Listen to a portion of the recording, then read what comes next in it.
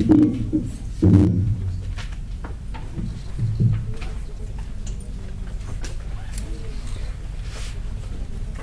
did you do your exercise? Yes or no? How many of you have done it? Hands up. Hands up, hands up, hands up.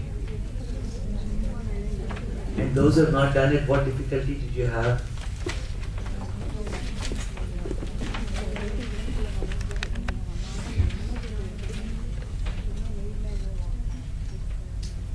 Do you remember what exercise I gave you?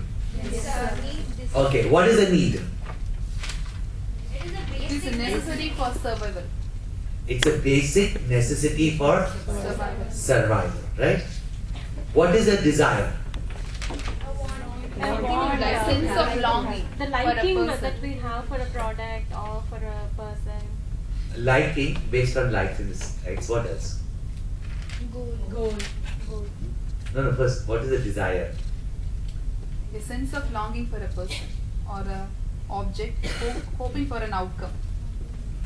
Hoping for an outcome. Okay. And what's the goal? That is the ambition. Ultimately what to achieve. Yeah, ultimately The what to achieve. ambition or the end result of that The liking. desired end result. Desires end result. Desire's end result. You call as a goal in general. Which means, if a child, and when you were little children, and you wanted chocolate, and mummy has kept it on the top shelf of the cupboard, you want it. Is it a need, desire, or goal?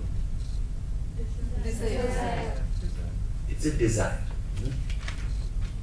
Now, when the child manages to escape the glance of the mother, climbs up the cupboard with great effort, and manages to get the chocolate without being caught. Is it a desire or a goal? Goal. You call it as a goal. Achievable. That's why it's a sense of achievement. So only a sense of achievement makes it a goal.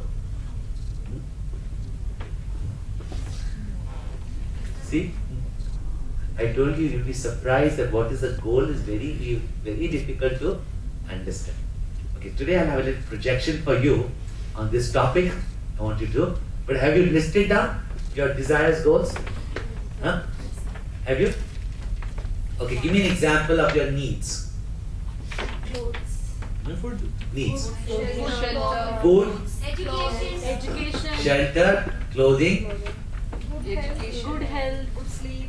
education, good health, good sleep, A good job. a good job.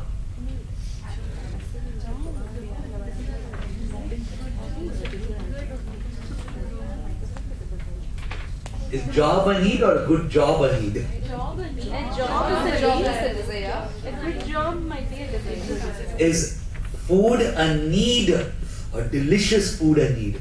Food and Need. Not necessarily delicious food. Is it not? Yes, Yeah. desire. Yeah. Okay. Now I just should I get down? Yes, I'll have to get down. You have cities in the world.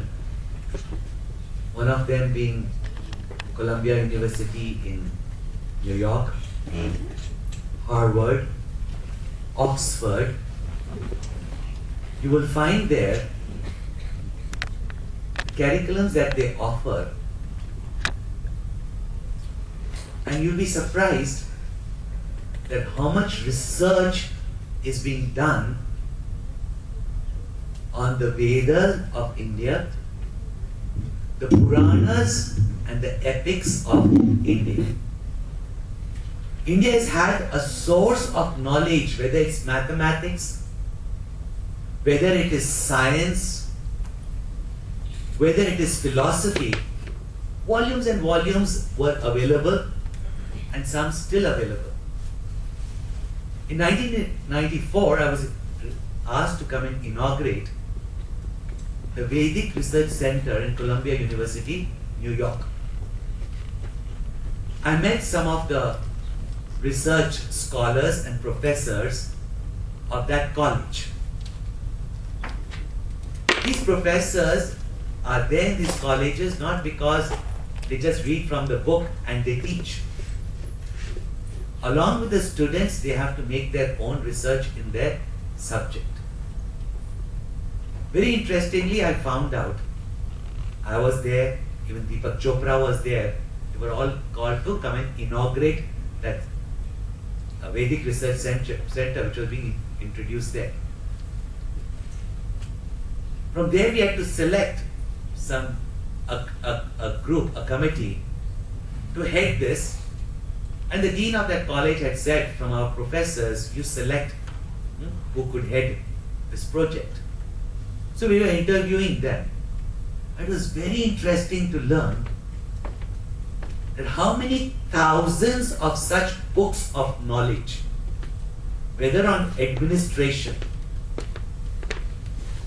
these are books that we have probably not even heard of in India. 5,000 such books were lying in the archives of American universities, which are not existing in India today. And they said these are known, many must be underground, which we don't know of. And he said that at least 25,000 such books of knowledge are available with Germany. When they came to India, they took this as a prize. To make Indians feel that their religion, their sciences, their community, all their history, glorious history, is just a myth. They gave the books the name mythology, which we are still carrying without understanding. And that time it was a beautiful name, something new. No? So later on, when we started studying English, we understood myth to be something which is fictitious. And we started believing that all our religion, all our books of knowledge are all myths. Sanskrit language was wiped off, so we don't go back to our original text. Max Muller and others on one side praise these texts, on the other side criticize them.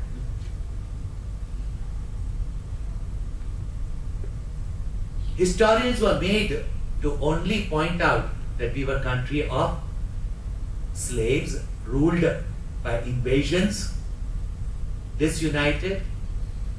Practices such as sati, etc., which was practiced small community somewhere, was pointed out as though was the religion of India. The beautiful division of labor was turned into caste system of divisions, etc. The Aryan Dravidian theory of division was pointed out to divide India further. And finally, none of this worked. They started the fight between religions. Hindu, Muslim, India, Pakistan. This was a divide and rule policy of the British. How could a few thousand soldiers rule a country of 60 million people? Is it possible? 600 million people, sorry. This was the strategy used of divide and rule. Unfortunately, almost 70 years after independence, 62 years after independence, we still live in the slavery of Western education. Where anything that comes from the West is great, while till today the West points out to us what they have gained from the East. In Columbia University, these professors was actually laughing at us Indians that you do not even know what your Mahabharata, Ramayana, etc. have. Very nicely brushed off as religious books, in our universities, etc.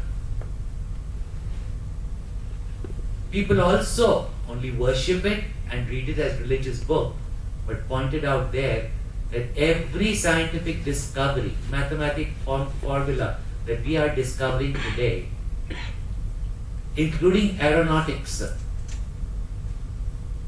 and they pointed out to us that this whole myth of history that points out to us that the first flight was flown by whom in modern history? Leonardo was working on the diagrams of it. Wright brothers. Everybody knows. We've been taught it's the Wright brothers, isn't it? But the matter of fact is, no. The first flight was flown in India in modern times. You hear about aircrafts in our Puranas, but those days they called it flying chariots. And then we were laughing, how can chariots fly? This is called as Viman. Viman means that which flies. And with the specifications given in the Puranas, the first flight before Wright brothers was flown in India, in Punjab, given the names of these, but it is documented in American research institutes that it was flown before. Yet the credit goes to the West. Aryabhatta and all these people were the first to give us the calculations of pi, etc. And yet what did we do? We still say Pythagoras gate. Is it not? Of course, he also maybe have discovered, he may not necessarily have read Indian books, but long before Pythagoras, long before Galileo, we knew that Earth is round. Is it not? We call it Bhugol. These are in the scriptures 5,000 years ago. Gravity, we say, was discovered by Newton. Read the commentary of Shankaracharya on Taittiriya Upanishad. Even the center of gravity, how it takes place, has been expounded there. And gravity was discovered by Newton only in the 17th century. If we stop brushing off our scriptures as myth, then the most amazing discoveries are possible. Whether in mathematics, whether in management. In management, you've heard about Chanakya.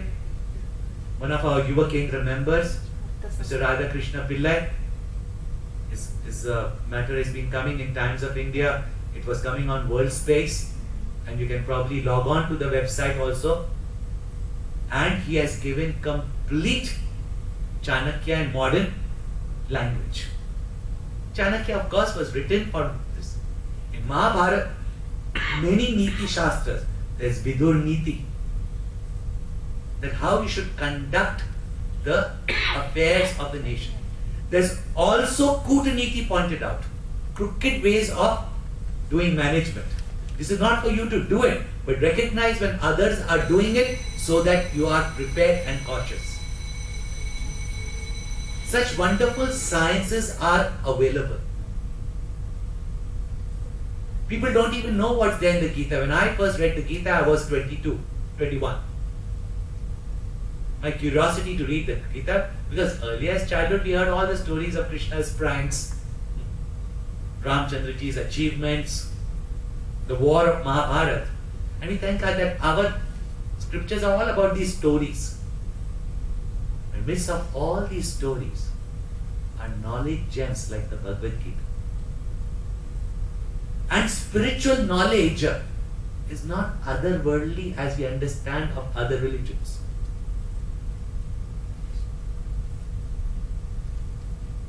Today we are not following what spirituality existed in India. You may call yourself by any name, but you're not following that.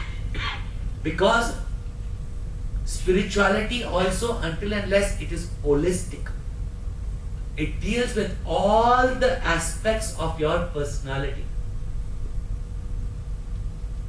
which helps even a sinner and a criminal, an uneducated person also, to achieve the fulfillment of life. That science is called as spirituality in India. So you have to understand that if you really want to make great achievements and you want to be pioneers, what they call today as emerging management patterns, etc., very often when you call it as alternative medicine also. Alternative medicine was mainstream medicine. After allopathy came into existence from the West, we made Ayurveda, etc., alternative medicine. In India, it is mainstream medicine, which is being tested over a period of time, and none of these medicines which the allopathic medicines give you, allopathic doctors give you, have been tested more than 10, 15 years. And every 10 years they bring a new medicine saying that the old one was disastrous, it was the cause of cancer, it was the cause of this, it was the cause of that. That which has been tested over a period of time alone can be called as authority. That which is new and modern, we don't need to reject it, but it has to be tested. If this framework of our mind we change, then only we'll be able to create new discoveries from our ancient insights. I'll give you an example. I was speaking about desire, etc. This is something that I do with companies. The top companies of our countries are doing this program called Make It Happen.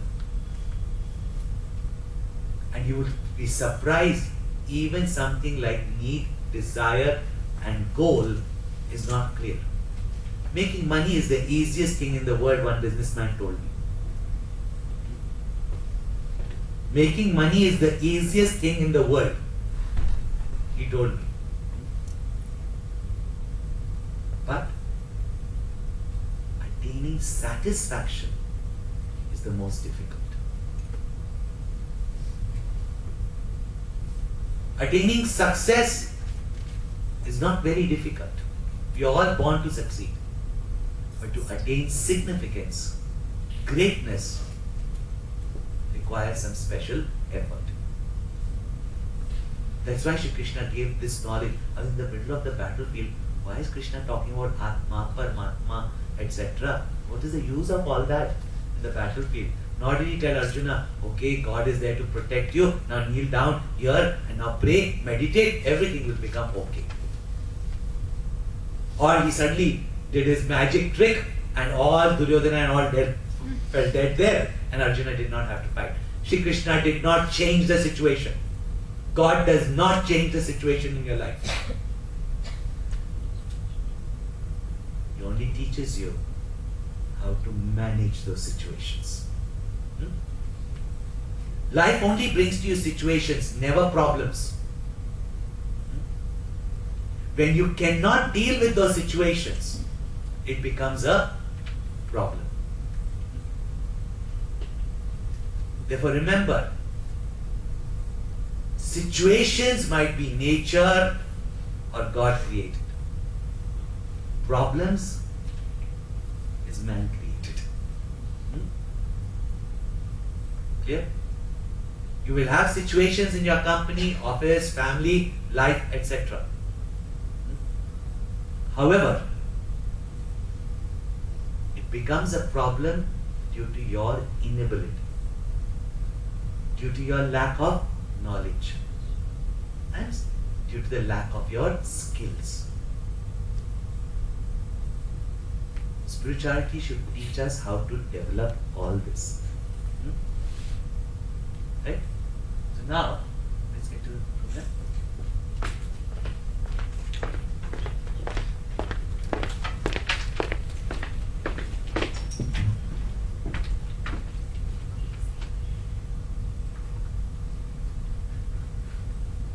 Make It Happen is a program that we have made actually to apply these spiritual principles.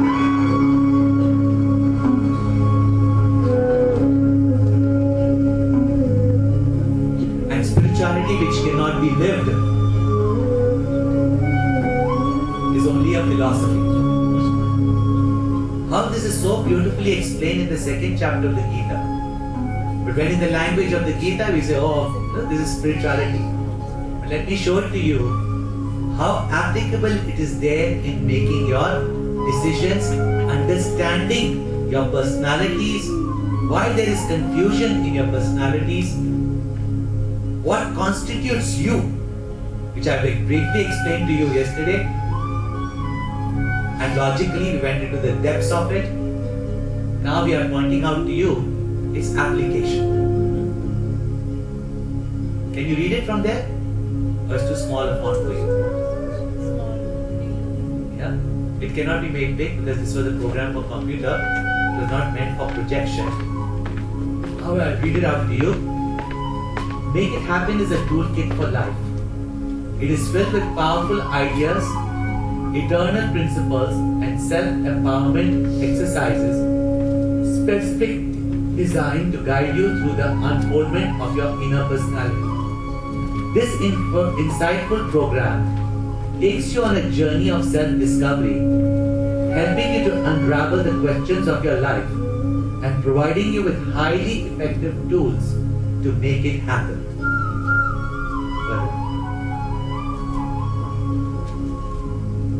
Now, we go to what do we want to make happen? Then we go to mapping our mind's desires. Click on it. Just go on the buttons. Next. Button. Throughout our lives, we notice that we are always doing something or the other. From dawn to dusk, we find ourselves in constant activity. Phone calls, visiting friends, watching our favorite TV programs, going to work, reading, driving, etc.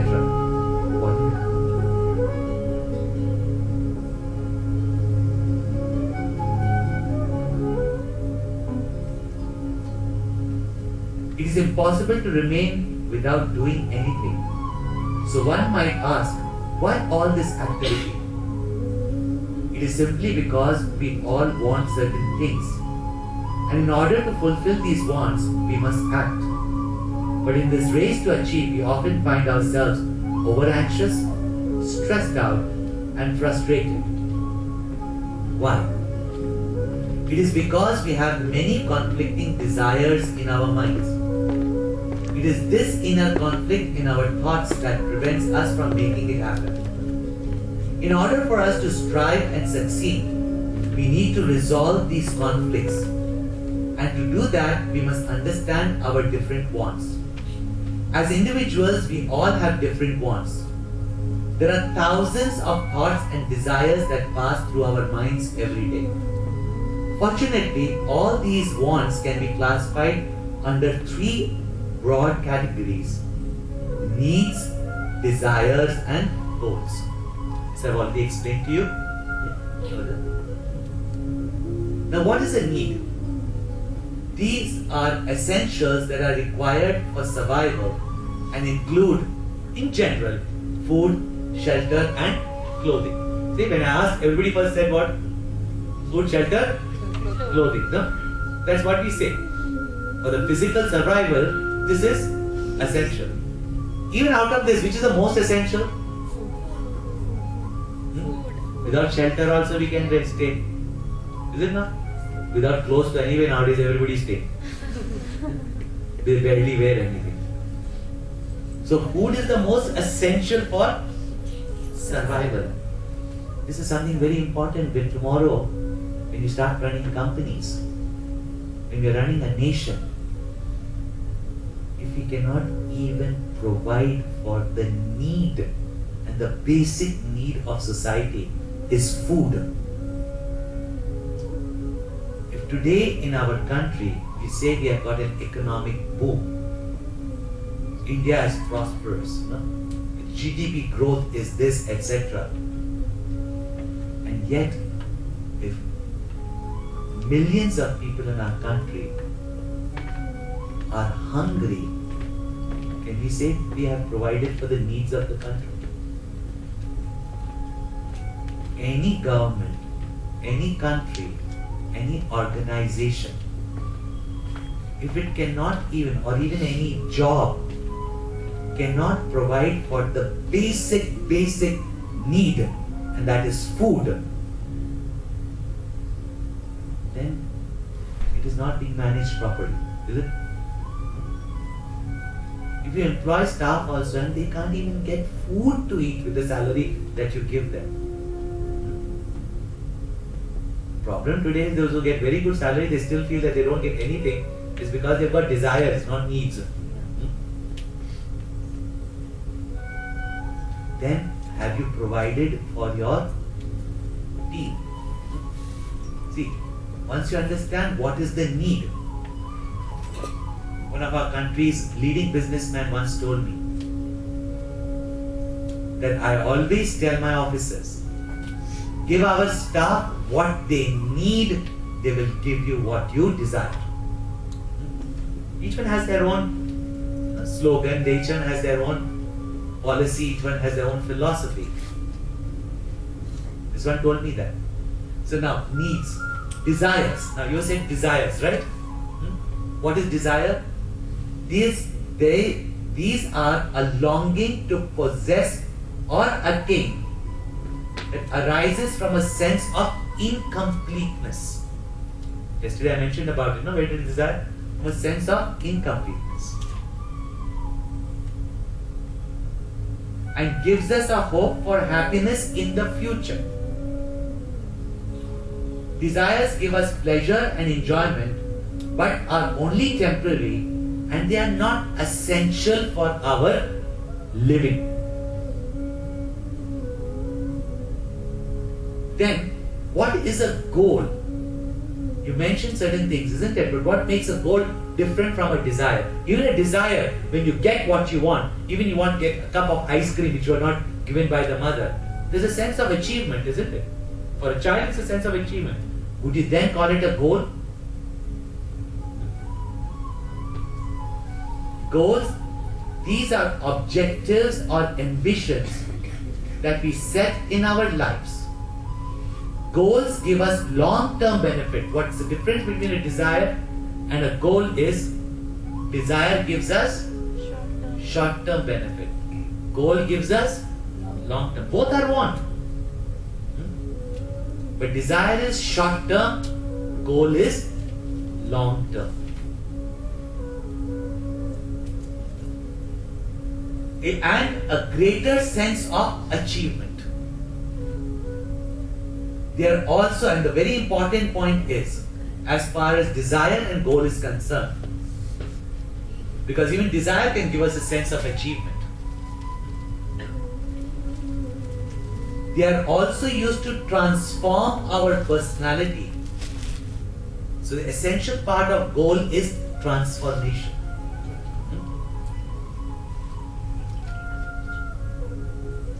These can be anything: career, family, sporting achievements. However, behind these three wants that we constantly think and act upon lies our intent or underlying reason, which is known as our purpose. Our purpose is an idea or ideal that inspires, directs, and gives us the greatest amount of fulfillment in life. However, when identified with the lower, one can have a selfish and baser intent, which then becomes one's purpose. Why did Ravan fight the battle, and why did Ramchandraji fight the battle? Ramchandraji's purpose was, a woman against her wishes has been kidnapped. Not only duty of a husband, but a duty of a man. And what was Ravan's intent? He wanted the woman. Would he call that as a goal or a desire? Desire. It was a great achievement for Ravan, but it was a desire and his purpose. That's why when both fought the battle, Ravan was a mighty warrior. He has fought Star Wars, believe it or not. He has got flying vimans that can go out in space. He's got a war machine.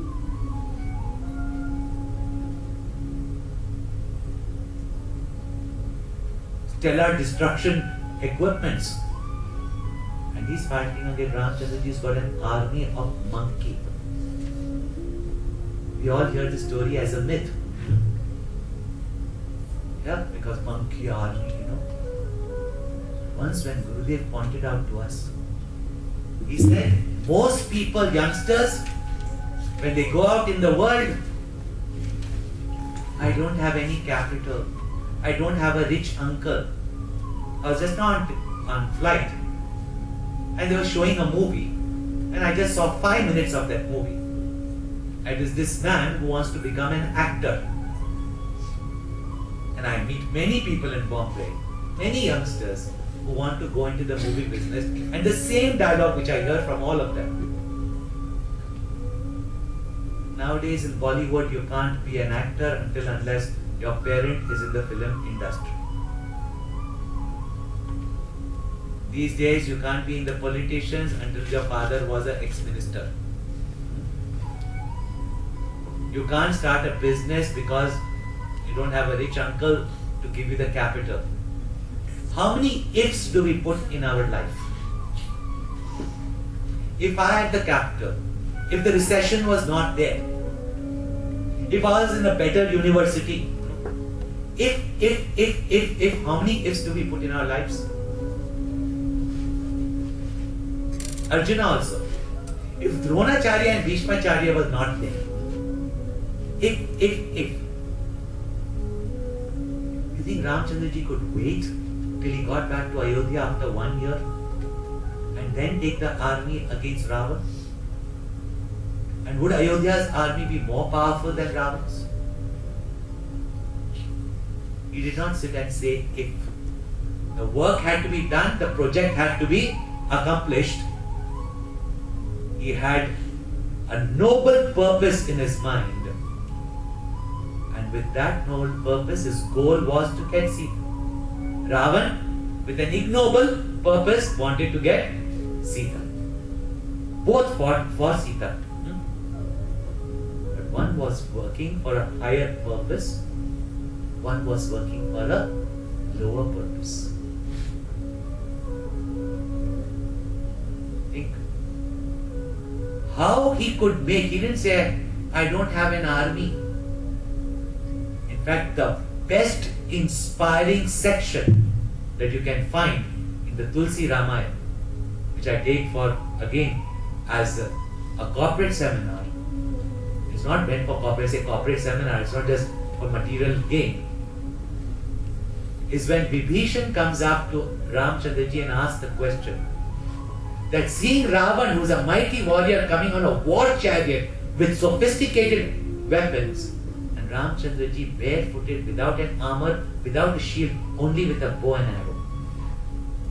How are you going to win? And that's where Ramchandraji gives the knowledge which is called as Vibhishan Gita.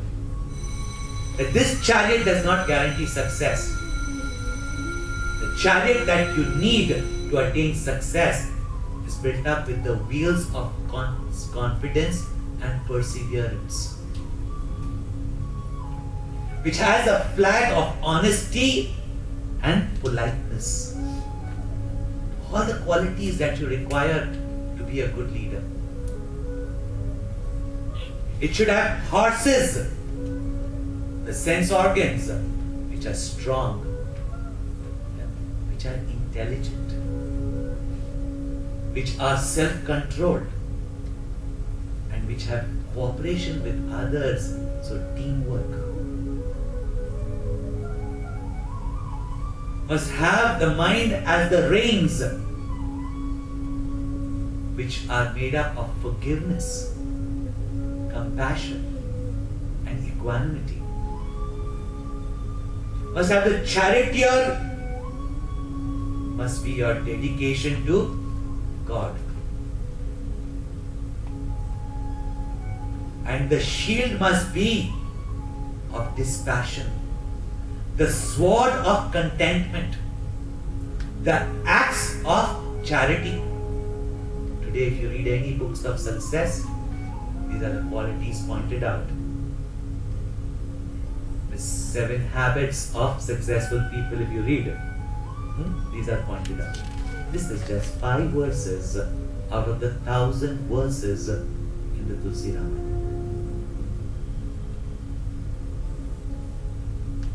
When Gurudev pointed out to us, very often these are pointed out.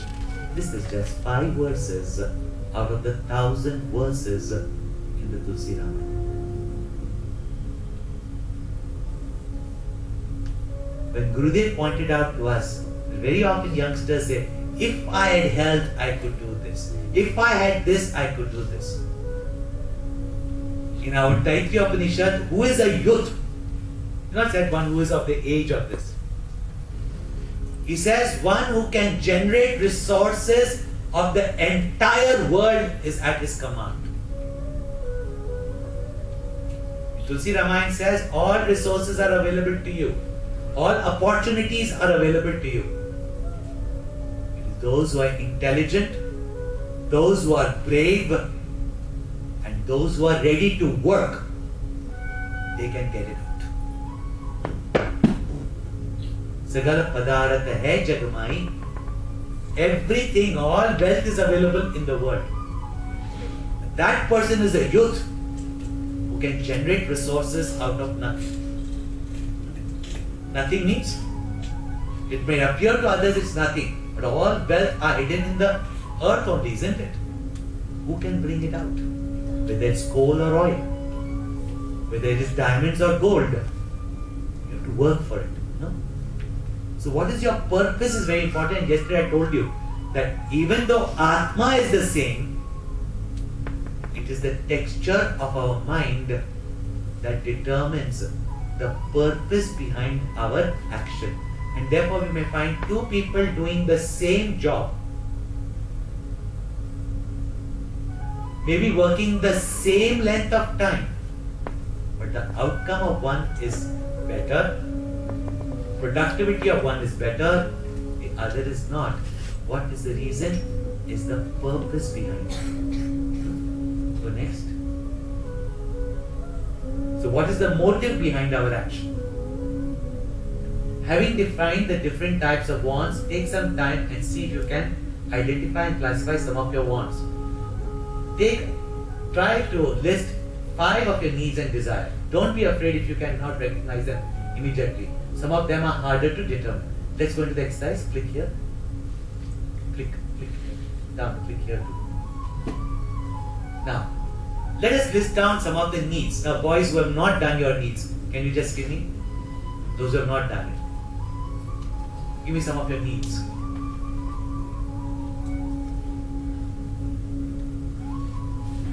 Huh? Food. Just that one. Next. Clothing. Next. Let's put it 2. Number 2 clothes.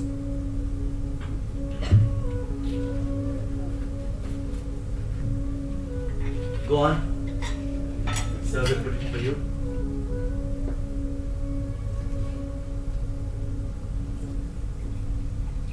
That's it? Food and clothing? Security. Security. Can you be more specific about security?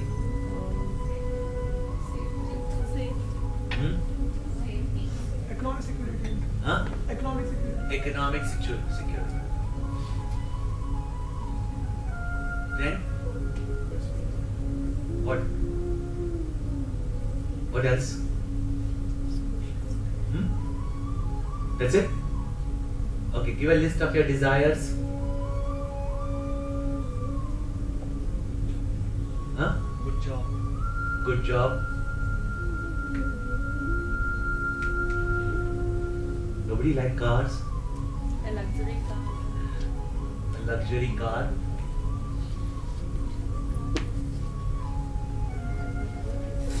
Okay, what are the desire? Designer clothes. Designer clothes.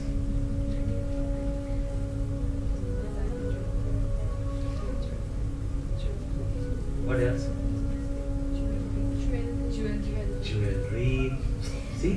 Boys don't have much desires. Anything to add? Porsche convertible. A Porsche convertible.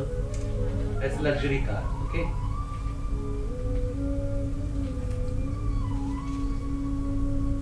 Now we submit it. Okay, go further. Next page 14. Okay, now get. Now we have explained this to you. We know needs, desires, etc. Very often we only put food, shelter, and clothing as desires because for our physical survival that is essential. But tell me, how many of you can live in this world without anybody loving you and you loving nobody?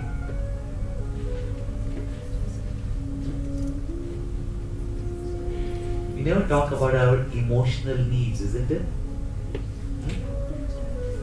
Tell me. Rarely do we talk about our intellectual needs. I'm really surprised for the first time somebody said education. But is education our need or our desire? It's become a need. It's becoming a need these days. Exactly. So is car a need or a desire? It's become a need again. No, it's a desire. In India, it's still a desire, It's still a desire. Yeah, it is. right? But something which you make so essential. For example, when you live in Mobile phone. USA, like mobile phone is not a need, but we have made it such that we made it into our need. And very often our strong desires, we call it as our need. It is not. Go and revisit. Let's go back.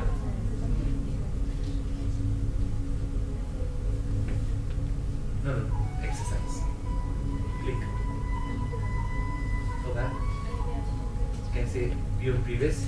It'll pop up again in case after 5 years you go and revisit it again. It'll pop up. Now, food, clothing, shelter, economic security. Good job, luxury. This we have categorized. Yeah? Now tell me, which amongst the needs is your desire? Good job. Economic security. Yeah? Is it need or desire? Boys, what do you say? Need or desire? You put it as a need. The girls are saying it's a desire.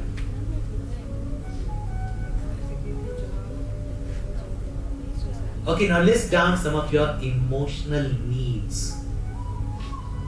Boys, can you say something?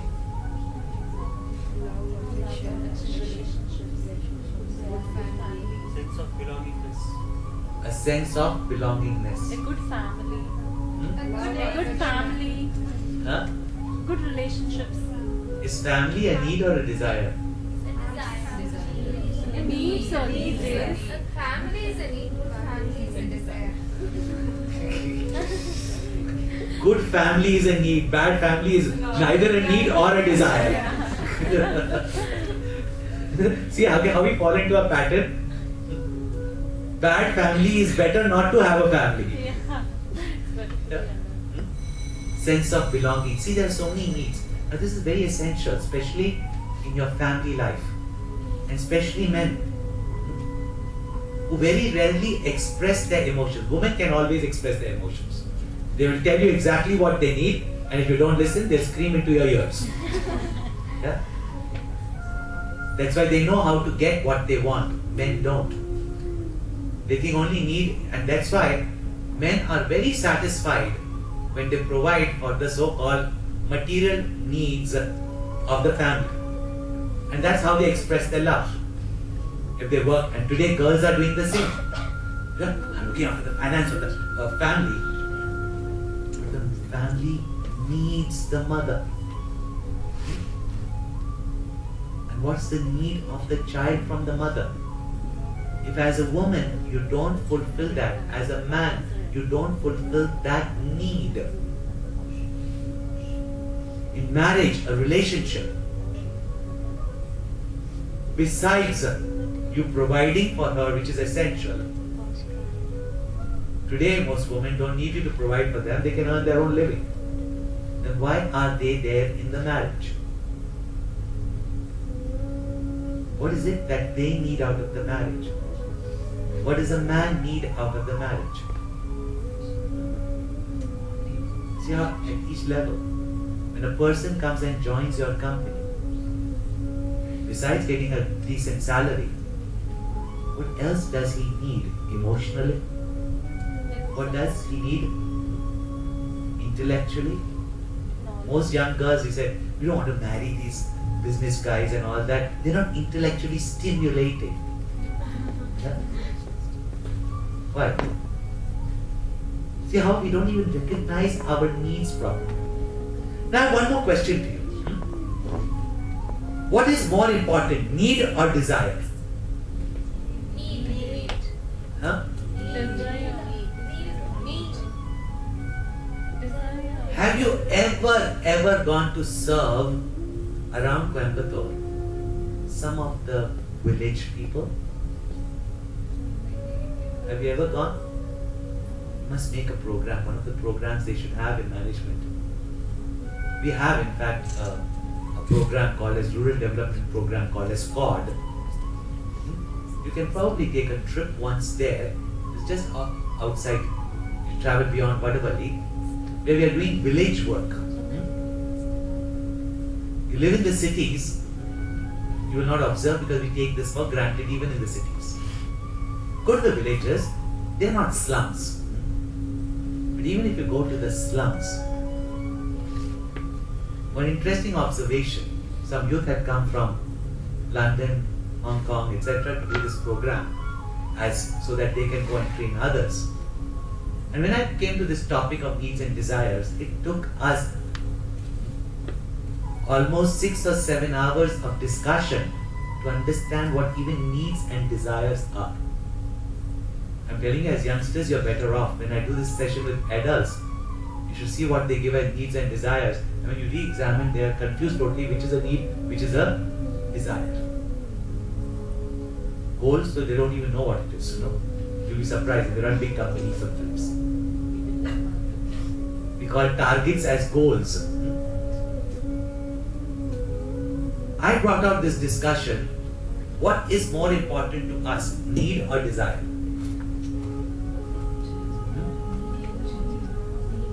Go to and observe this. Go to any of these very poor areas.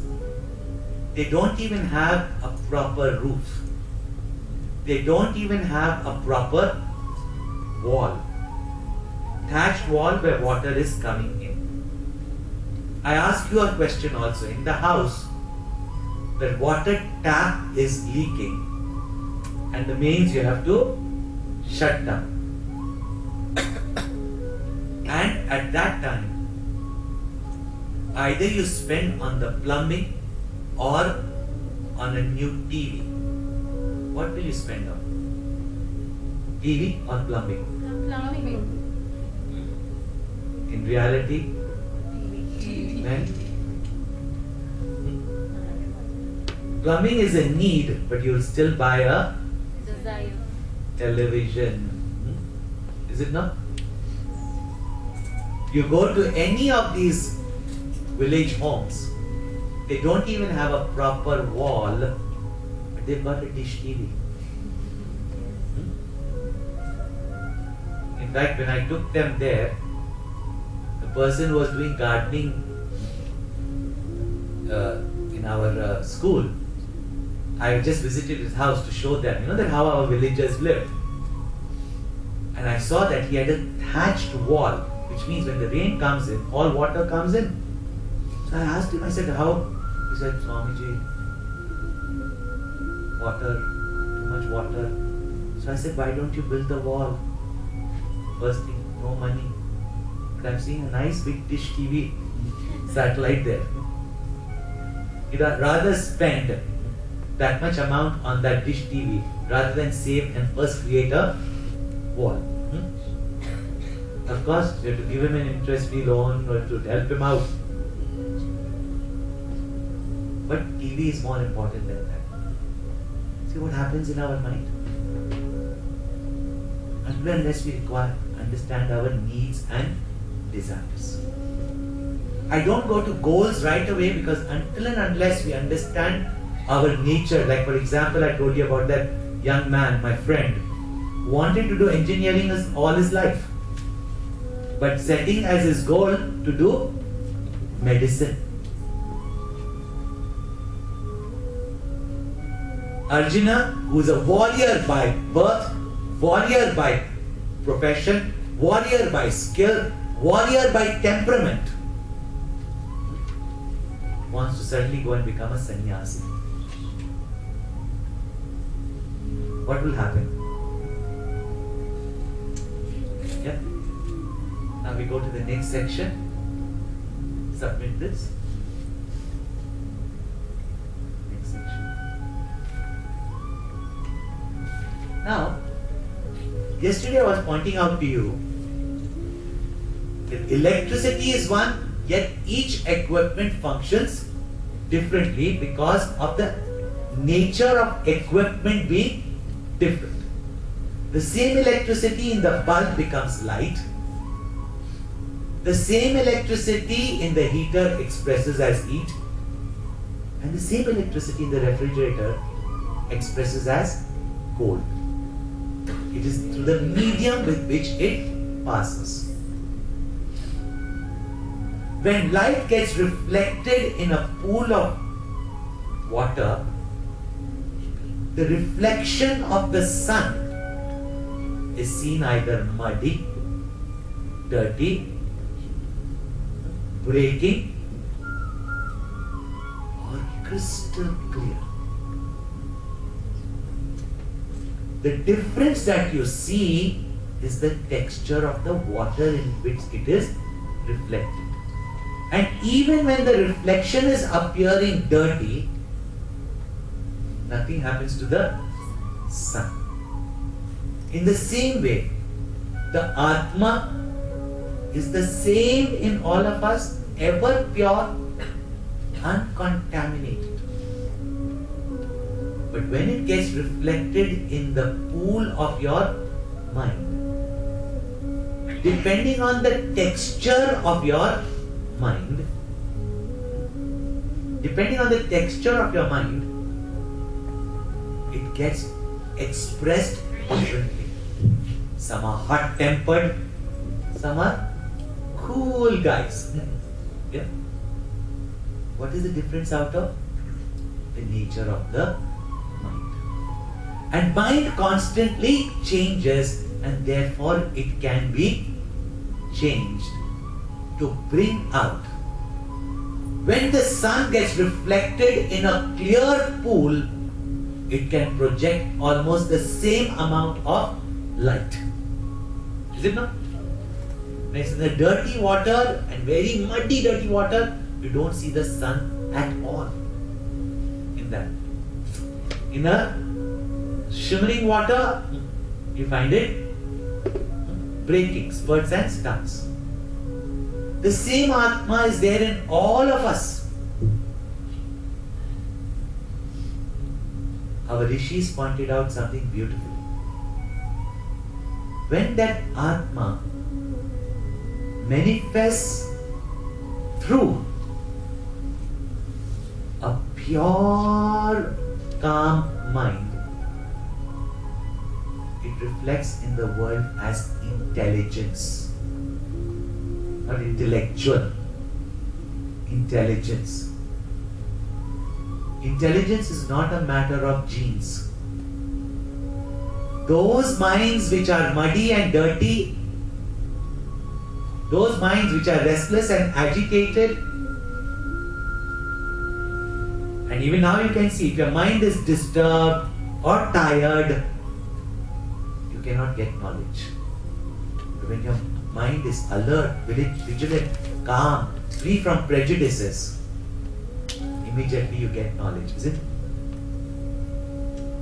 Why do you think Gayatri Mantra was given to students before they went to school? It's that mantra which says, oh God, please give me intelligence. But besides that, How can God give intelligence? Sun give intelligence? When the mind is calm, intelligent benefits. Even the most average student can spend a little time in self-reflection, little time to calm their mind, even nothing through simple prayer or japa or chanting, or just be with nature and just see nature for itself and allow yourself to be just yourself. You'll see your mind calms down. With a calm mind, you think of anything, it will be right. Because there's clarity of thought. One exercise I used to teach even the children. They can't do deep meditation or any such thing.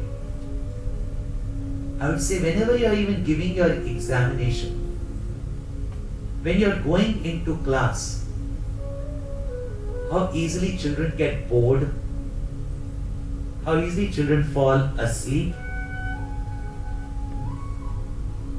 how easily children don't like the teacher because the teacher corrected and therefore and this one teased me, that one teased me. Attention is not on the subject. Very often they are prepared, but when you see the paper and become anxious, you cannot answer the paper even though you knew everything. Just sit down for 5 minutes, not making any movement of your body. And just let your thoughts run, but just watch the steadiness of your body. You find your mind becomes calm. When you're having a heated argument with someone, say, let's sit in silence for 2 minutes. And let's start a fight after that. You will not have a fight. You listen to each other.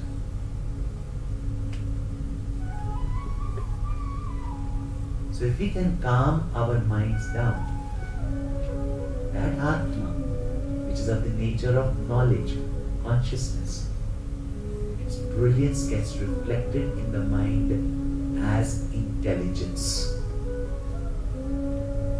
Therefore, the mind by our rishis have been pointed out having actually 4 type of thoughts.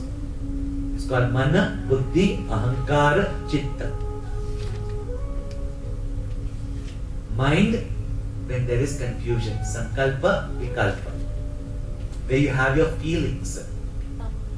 Intellect, where you have your discrimination and your convictions, and the deciding factor is called as the intellect. Chitta, your memory. And ahankar, the I thought that you have in every action. Thus, our personality today can be pointed out as a physical personality when we identify with the body, mental or emotional personality when we identify with the mind, rational or intellectual personality when we identify with the intellect. But majority of the people don't realize that we have a higher spiritual personality, which is the Atma. But when it gets reflected in the intellect, there is where we have our higher values, higher principles, the sense of oneness and love, and from love breeds all the wonderful virtues and qualities.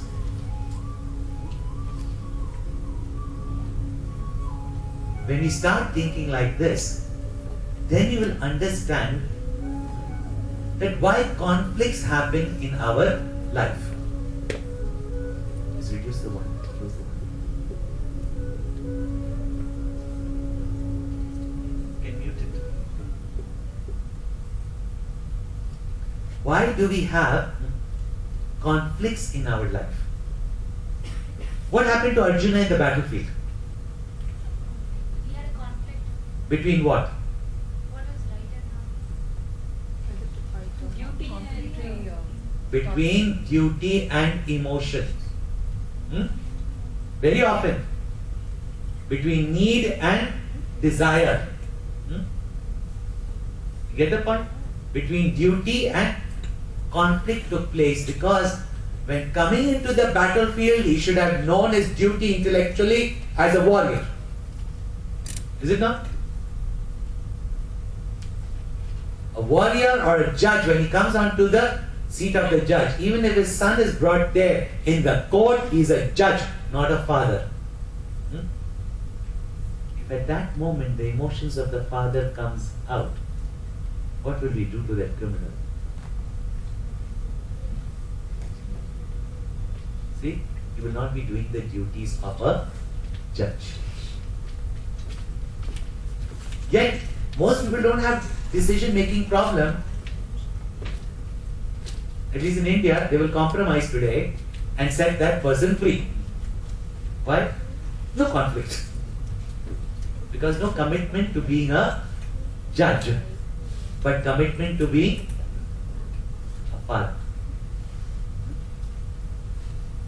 Why do we make wrong decisions? It will all depend on the predominance of our personality. Therefore, if you have to understand your nature, you have to interact with others, especially those who are in human relationships. As I said, we are only taking it as a trade. But as a leader, when you have to employ people, in the family, when you have to bring up children, in family, when you have to deal with your husband or wife, in society, when you have to deal with conflicting opinions, without understanding yourself and the various personalities,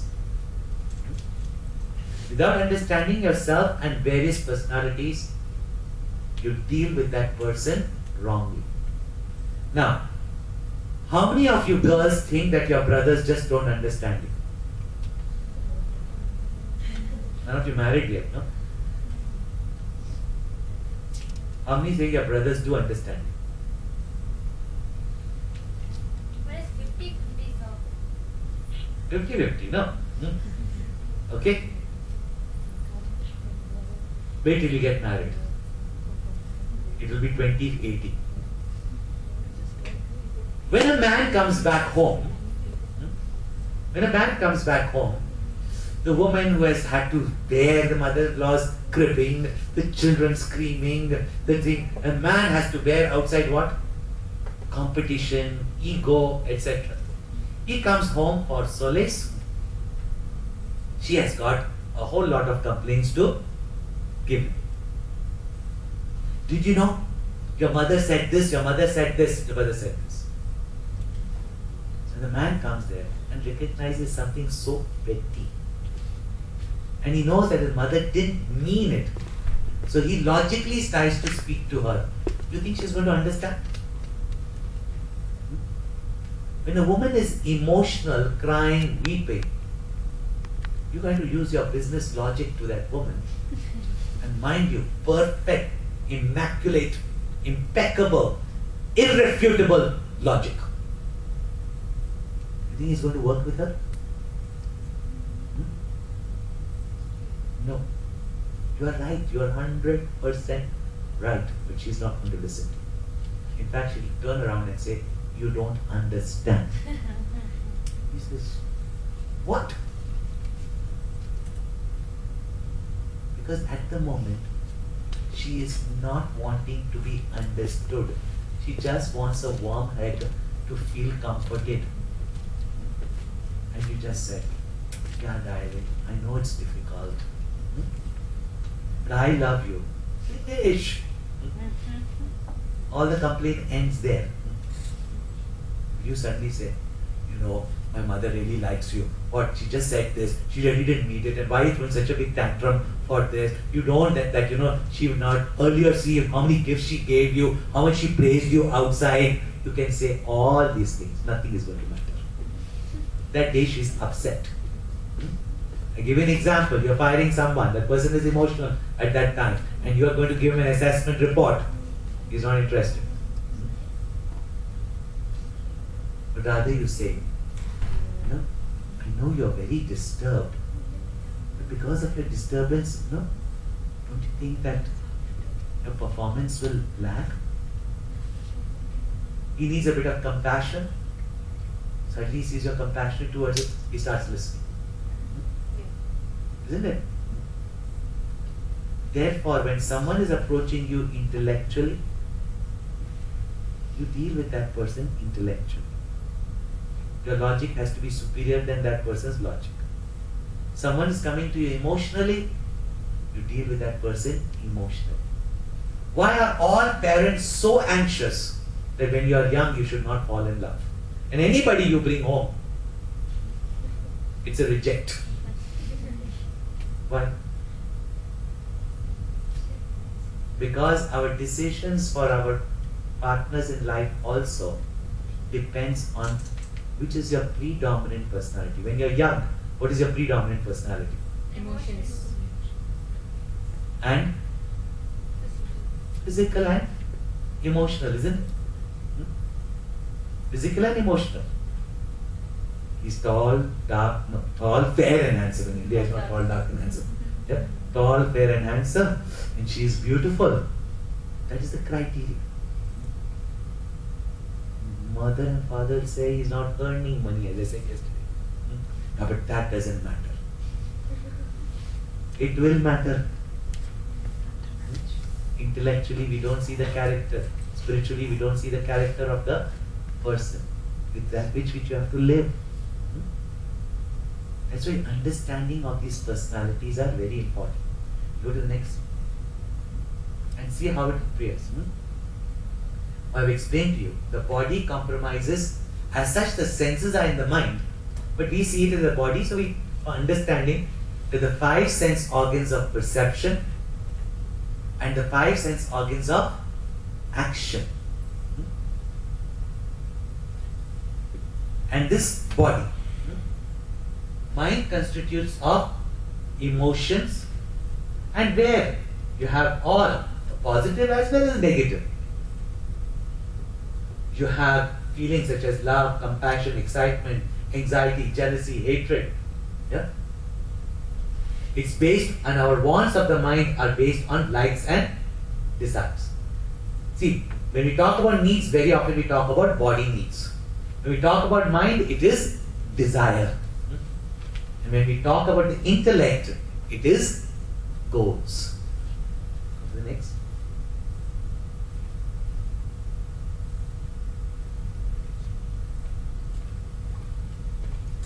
So, a chain of rational reasoning and thought, concepts and discovery, aspirations in life. Now, spiritual personality, this is essentially one's own divine and infinite nature.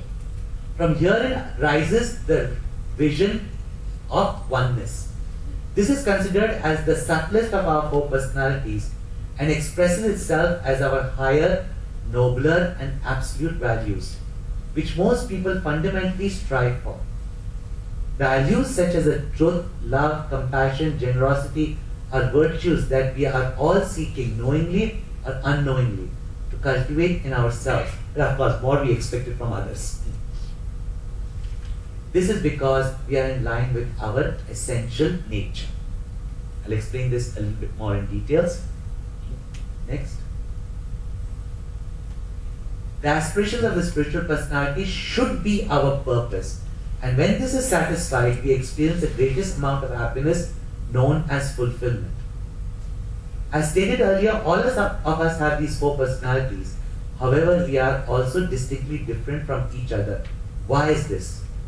It is because in each one of us, one of the 4 personality dominates. Some people are more physical and their predominant wants will be for pleasure of the senses. Those that are emotional will primarily seek joy in emotions, such as love. Intellectuals tend to be intrigued by logic, inquiry, innovation.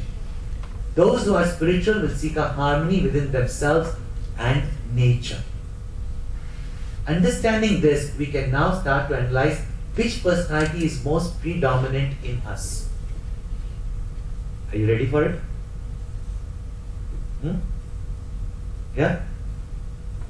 You want to do the exercise or no? Why boys don't want to do any exercises? Okay, next one. Okay. Now do one thing. You write down, ask yourself, what do I place the most value upon? What is important to me in my life? List down in the order of their importance 10 things which you value the most. Just click it. Now, just first write down 10 things. Everybody's got a notebook with you? If not, borrow a paper and pen from someone. List down 10 things according to their importance. First just list down. Don't go to the next part. List down 10 things important to you that you value the most. Things, beings, whatever.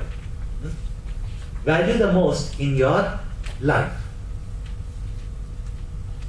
Write down those 10 things. Sir would like to write down whatever you like. According to what? What is priority, you put first. Then second, then third.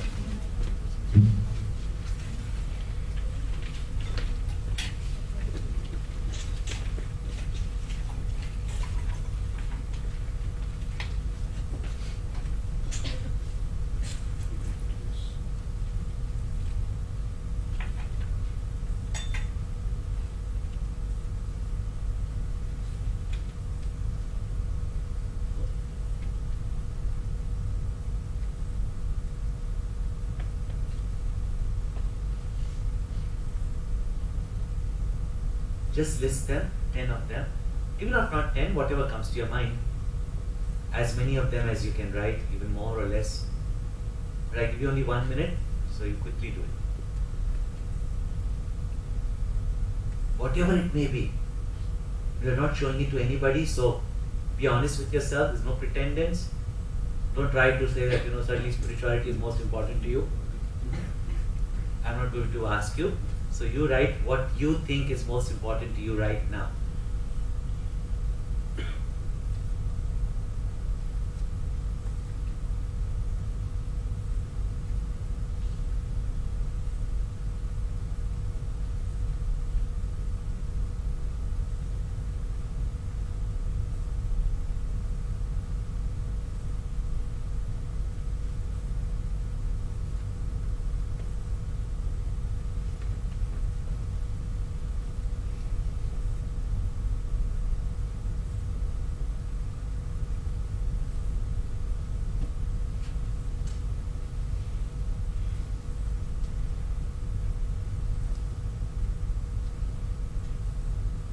Done? Those who have done, just put your hand up quickly. Few more seconds.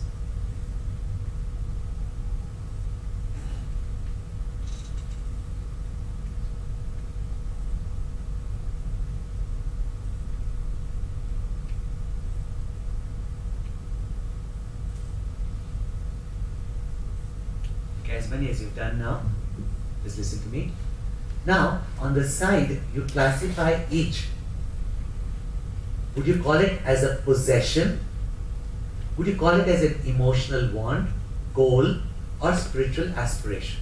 So mark it as P, E, G, or S.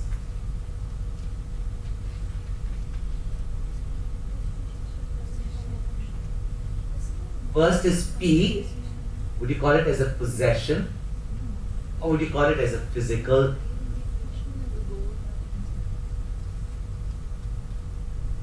want? Emotional wants, E. Goals, G. And spiritual aspiration, S. What would you categorize it as?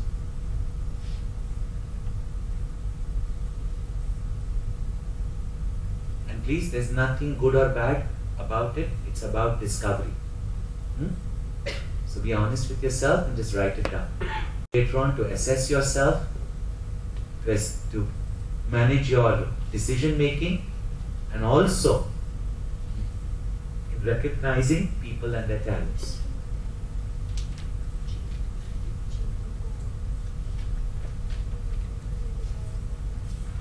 What would you categorize health as?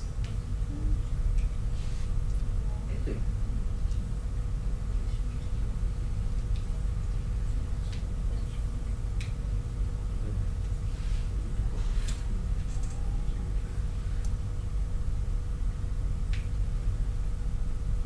Done, everybody? Don't worry about it. Just do it quickly and done. Okay. How many of you, now count, have got more P's, maximum P's? How many have got maximum E's? Hands up, hands. How many of you got maximum G's? And how many of you got maximum S? And how many have got certain equal things? And what are the equal between? E and S. G and S. E and S. E and G. Different. You get the point, no? Now, this is just at the moment, we are doing it quickly, is to point out to you that at this moment, which is your predominant personality, whether physical, whether emotional, whether intellectual or spiritual, which is your predominant personality.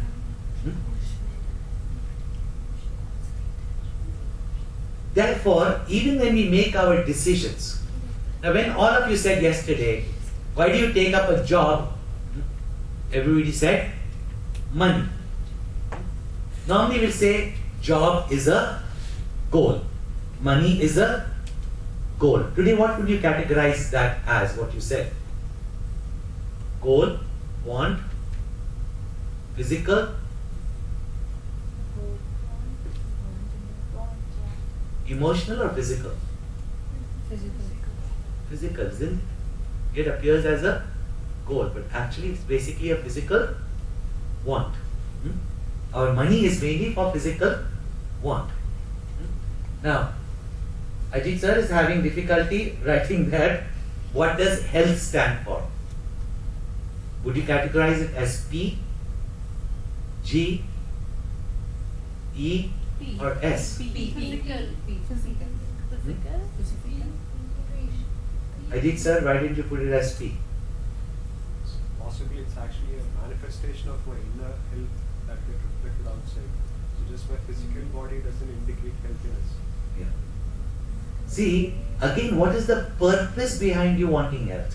Because, One is, I want to look good. no, like, I want to be free of pain. It is physical. There's nothing good or bad about that. It's physical. And physically, health is a need. yeah, well-being is a need. That's it, yeah. But again, if you want good health, so that you can serve, you can perform better, it becomes a goal. Is it not? Or you can become spiritual. Tulsidas ji writes, he says, body is sadhana dham. It is the means for your spiritual growth. If you take it that way, then good health becomes why you want. The purpose behind it becomes. Cool. Now tell me, marriage. Would you put that under what category? Not necessarily emotion. It can even be possession. It can also be physical. You get the point? Yeah. It can be. And it can also be spiritual. Marriage spiritual? That'll be another seminar. Okay, when you get married. But it can be. So you have to see where you categorize it, what it is. Your purpose behind will give you. Now, this is your predominant personality. Now, how does your decisions take place? See, suppose. Now, let me do one thing. Would you like to do one exercise? Fun exercise. Yeah? Like to do the fun exercise? Can you shut this down? And we can maybe just put on music. Okay, fine. Yeah. And can you have some lights? Somebody? Yes.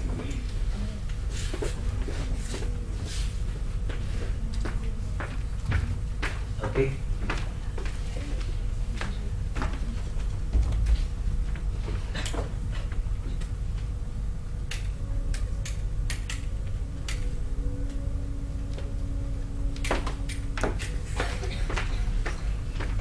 Now we're going to do some fun thing, okay? But listen to me carefully. You are going to be given something to eat. Huh?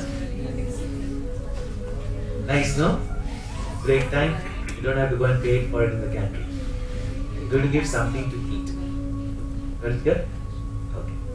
Yeah, which is going to be distributed to you. First, hold it in your hand. Okay?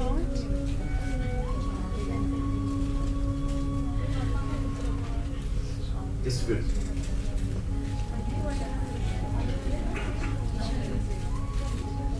Give one to each, okay? Just one.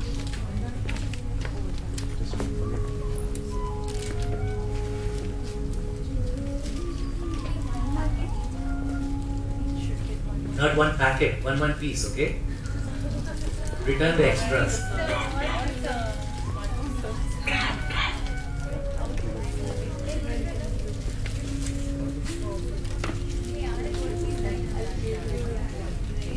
One, return the extras, okay?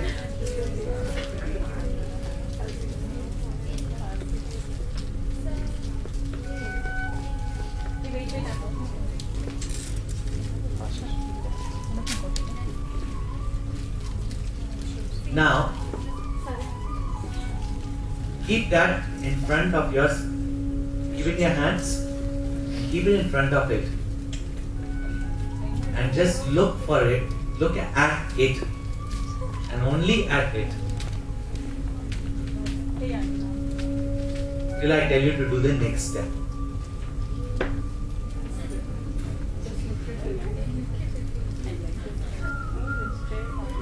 Stop talking. You have to look at it. That's all.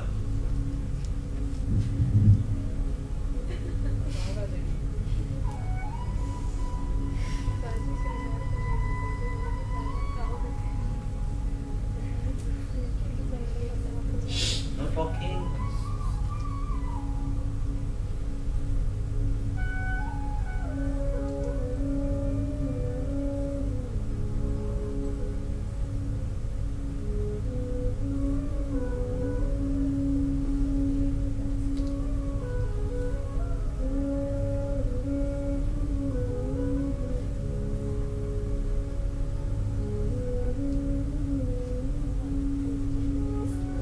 No talking.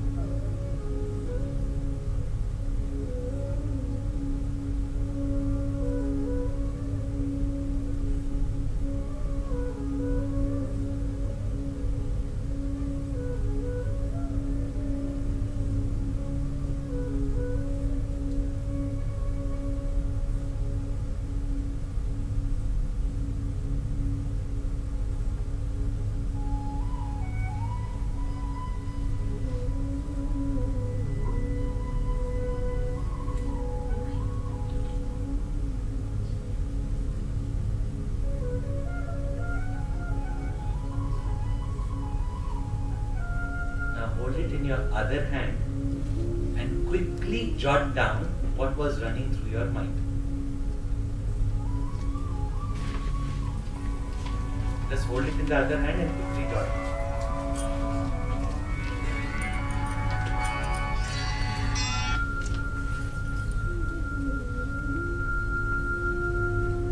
Keep holding in the other hand but quickly jot down what was running in your mind.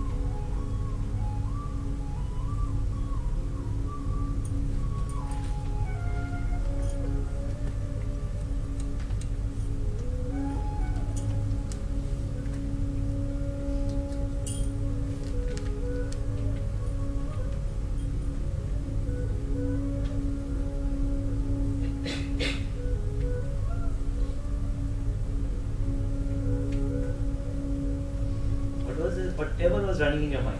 Quickly jot it.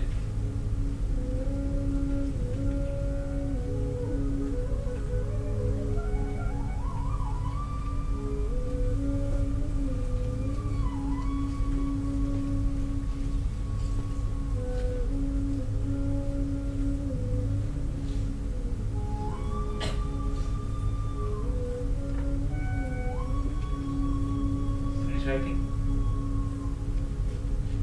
Okay. Who would like to share what they wrote down? Just read out what you wrote. Come, let's start with you. I don't have that much desire as I don't like. That's all. Okay. I was hearing the music. It was confusing. Okay, you're hearing the music. What went through? It was very appetizing. Like I was so tempted to eat it. Was it difficult to stop yourself from eating it? Yeah. Okay. Yes? Okay. When can I eat this? Okay, what? Yeah. And what is the purpose behind this exercise? I was thinking about that. Okay. What next? Look at the stone. Okay. I was looking at the texture and the color and Okay. amazed to be thinking about the purpose of this. Next. Thinking about the purpose of the Think of the purpose. Yes? Was looking at the reference to this small thing. How long do I have to wait? How long do I have to wait? Yes. I thought I could have been provided with ice cream. Yeah? Don't be like I was thinking what others would What others will be. Okay. Purpose of Purpose, yeah? I thought this was to test our self-control. To self-control. Why you was fixing the hand? Why you tell? No, but before that, when you were just watching it, that time I didn't say no. Why is this experiment? Okay, yes. I was enjoying the beauty of the race. See how it touches all of them? Huh? To eat, yes. like eating. You like eating, yeah? I was thinking, why is it so sweet? Why is it sweet? Now you see the same thing, how everybody had a different reaction to it.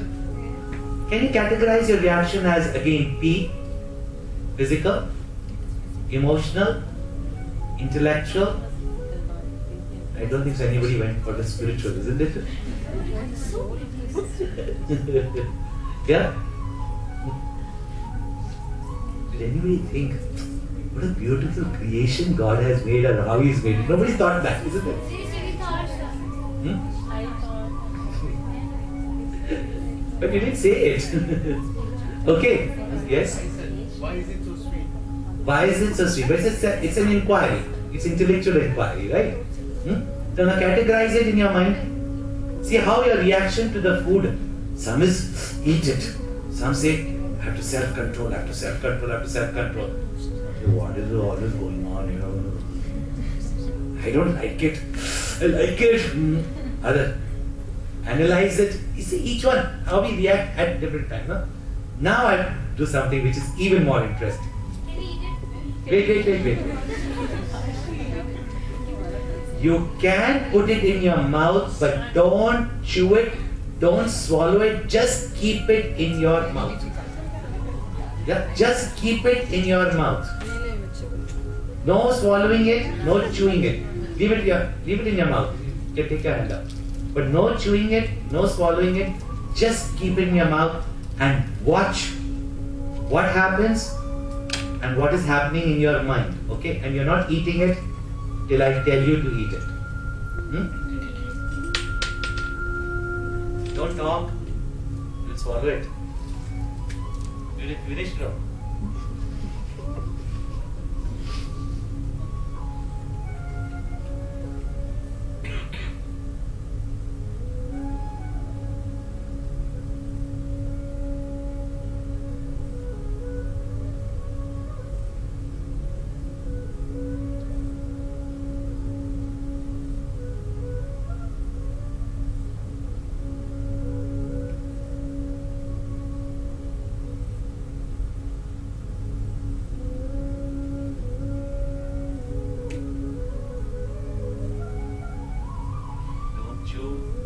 swallow.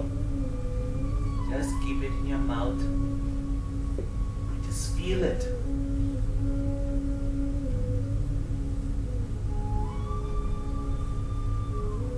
Feel it on your tongue.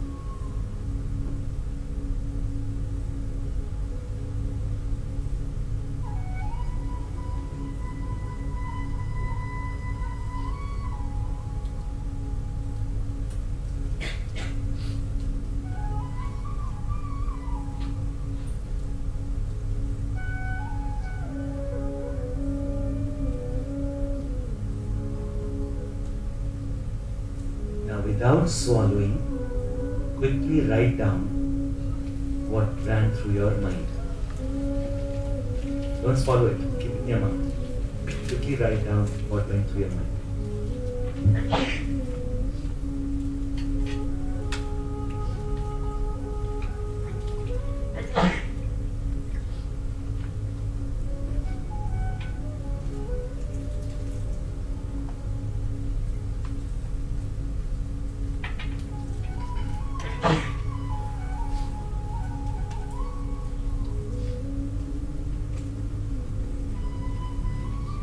Swallow it.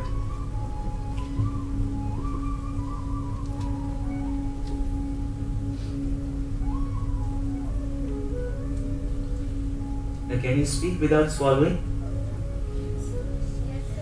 Okay, so see that you don't swallow. Keep it. You do that, chewing gum all the time. See how we said no?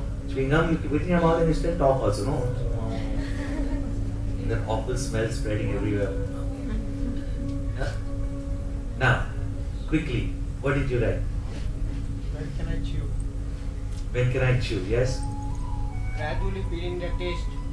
Gradually feeling the taste. Then? The raisin is soft and bubbly. Soft and bubbly, yes. Why the outer part is not sweet? Outer part is not sweet, yes. Thinking what you will ask us to do next. He's not concentrating on that. He's thinking about this.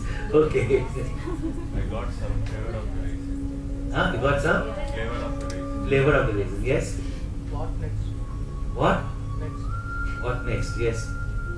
I can't feel the taste until I chew it. Okay.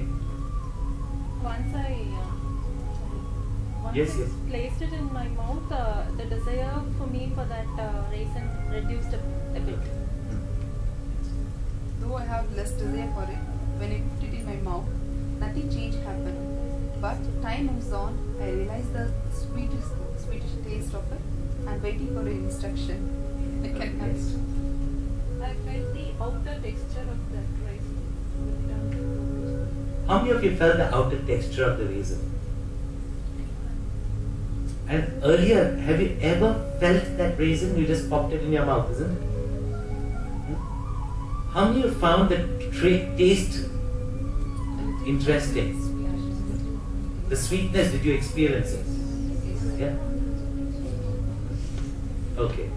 Next. I was getting the little taste of that. Thanks. It's like tasteless. I was waiting for your instruction. When will you say eat?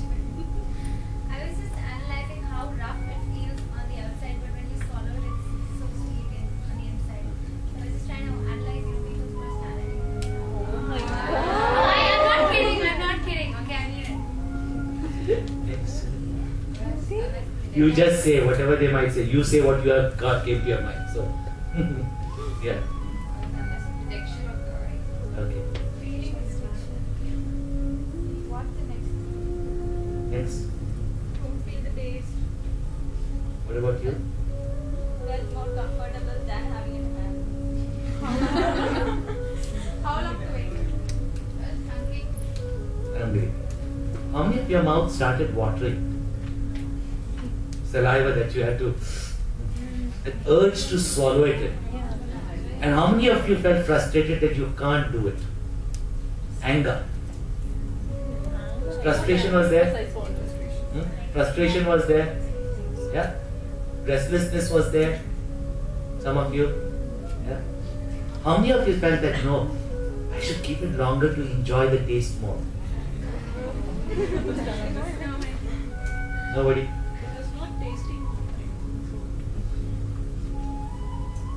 See how again different reactions?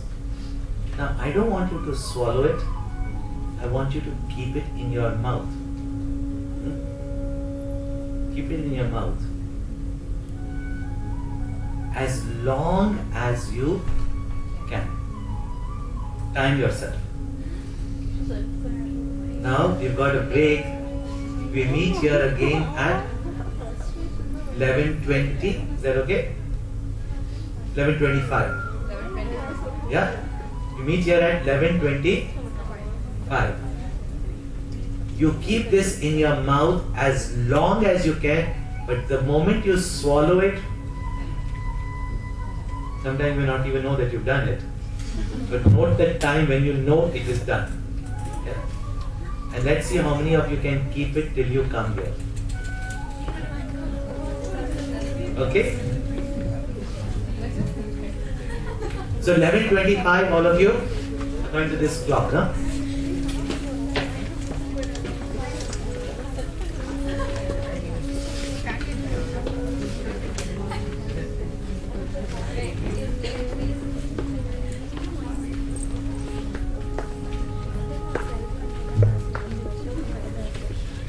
And some of you, when you just come a little early, if you can move some of the chairs behind so that we can have some space. Yeah, so just arrange the chairs behind so that front leave it as it is so that you can just come and sit. Just move the chairs behind and maybe pile it on the side.